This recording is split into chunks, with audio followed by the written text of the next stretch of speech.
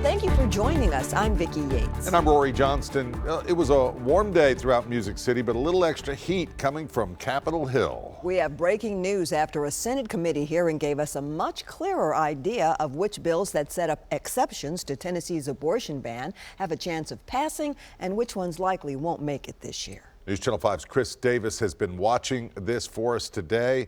Just back from an interview. A lot to take in, Chris. Lots indeed, Rory. Ironically, there wasn't a word said about the two major abortion bills under consideration this session. We've learned more now that the committee meeting is officially over.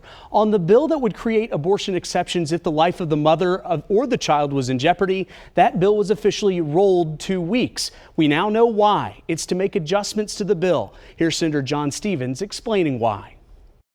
No doctor should be required by law under the penalty of criminal sanction to choose between two lives. That is immoral in itself. And so what we want to do is just be clear so those treating physicians are not placed in that position. Now, Senator Stevens believes with those adjustments, the life of the mother bill can pass the Senate and ultimately become a new law in Tennessee. Now, interestingly enough, I asked Senator Stevens if he was okay with angering Tennessee Right to Life, a major pro-life lobbying group in the state. He told me he's not worried about politics. He's worried about doing what's right. Now, there was another bill also in consideration that would allow for an abortion if the woman was a victim of rape or incest. That was officially sent to a subcommittee, but Senator Stevens believes it doesn't have enough support.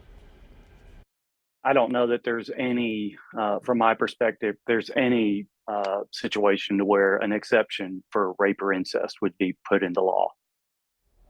Now, there was one bill that actually passed out of the Senate Judiciary Committee that would prevent any community from funding abortions out of state. Rory and Vicki, it appears that is in direct reaction to Nashville. Earlier, when the Dobbs decision was handed down last summer, Metro Council considered a move that would provide funding to Planned Parenthood for out-of-state abortions. They eventually scrapped that idea, but this seems to be in reaction to that. A lot of complicated bills to keep on touch. Yeah.